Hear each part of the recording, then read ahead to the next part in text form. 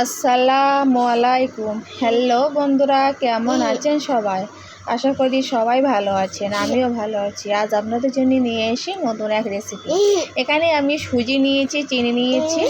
সুজি চিনি দিয়ে দারুণ রেসিপি বানিয়ে দেখিয়ে দেবো আপনাদের। দেখতে থাকুন, আশা করি আপনাদের ভালো লাগবে।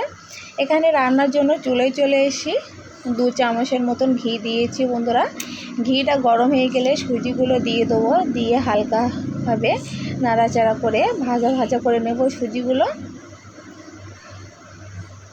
এখানে আমি অল্প করে লবণ দিয়েছি বন্ধুরা।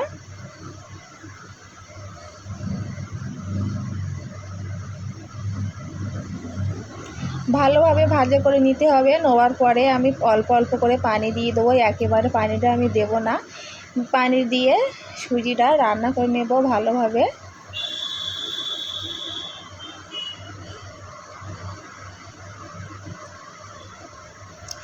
আমি আবার একটু পানি দিয়েছিলাম, সেটা আপনাদের দেখানো হয়নি। দিয়ে শুকনো করে নেব।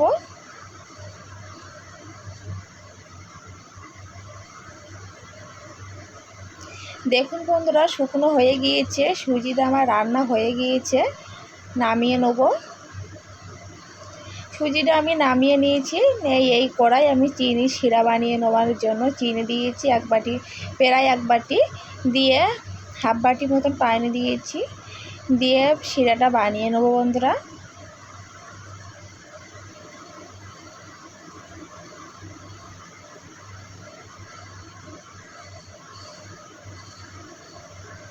শিরাটা বানানো হয়ে গিয়েছে। এখানে আমি ঢেকনি দিয়ে রেখে দেবো, দিয়ে আমি মিষ্টিটা বানিয়ে নেব।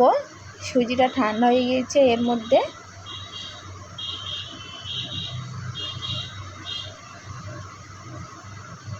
অল্প করে আটা দিয়ে দিতে হবে ওপর থেকে, ময়দা হোক গমের আটা হোক।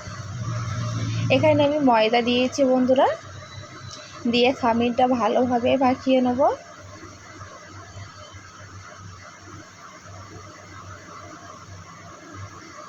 খামিরটা আমার মাখানো হয়ে গিয়েছে, মিষ্টিটা বানিয়ে নেব। দেখুন বন্ধুরা, একটু অল্প করে সুজি নিয়েছি, নিয়ে 2 হাত দিয়ে গোল করে নিয়েছি, নিয়ে পাতা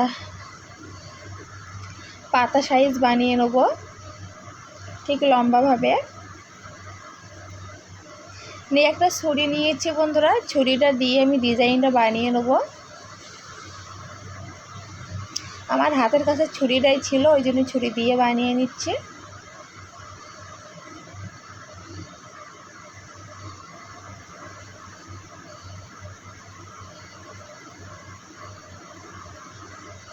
দেখুন বন্ধুরা, ঠিক এইভাবে বানিয়ে নিতে হবে। কত দারুণ হয়েছে দেখুন। এইভাবে আমি আবার একটা বানিয়ে দেখিয়ে দেবো আপনাদের। খুব সহজে বানিয়ে নিতে পারেন, আর খেতেও দুর্দান্ত হয় বন্ধুরা। ঠিক একইভাবে এইটাও বানিয়ে নেব। দেখুন বন্ধুরা, বানানো হয়ে গিয়েছে।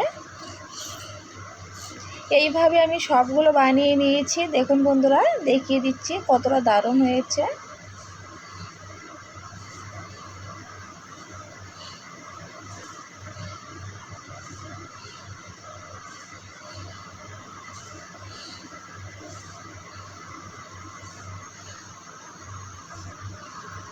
দেখুন বন্ধুরা, কাছ থেকে দেখিয়ে দিলাম কতটা দারুণ দেখাচ্ছে।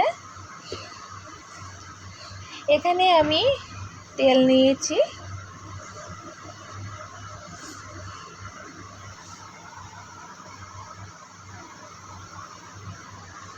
তেলটা গরম হয়ে গেলে ভাজা করে নেব।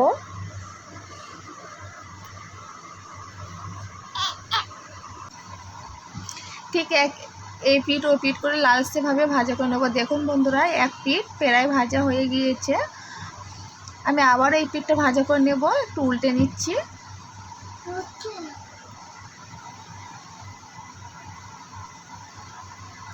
দেখুন বন্ধুরা, ভাজা আমার হয়ে গিয়েছে, নামিয়ে নেব। ঠিক এইভাবে ভাজা করে নিতে হবে। ভাজা হয়ে গেলে গরম অবস্থায় শিরার ভেতরে দিয়ে দিতে হবে, দিয়ে এইভাবে 30 মিনিটের মতো রেখে দিতে হবে। দেখুন বন্ধুরা, 30 মিনিট পরে ফিরে এসেছি।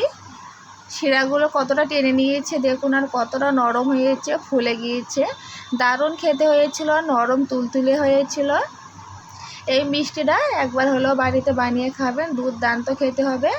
আমার আজকেরকার রেসিপি কেমন হয়েছে কমেন্টে জানিয়ে দেবেন। কেমন হয়েছে কমেন্ট বক্সে জানিয়ে দেবেন। ভালো লাগলে লাইক কমেন্ট শেয়ার করতে ভুলবেন না, সাবস্ক্রাইবটা করে পাশে থাকবেন বন্ধুরা। আজকেরকার মতন বিদায় নেব, আবারও কোনো নতুন রেসিপি নিয়ে আপনাদের সাথে হাজির হব। কতটা নরম হয়েছে দেখুন বন্ধুরা।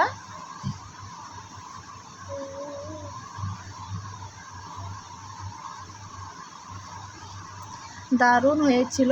আল্লাহ হাফেজ।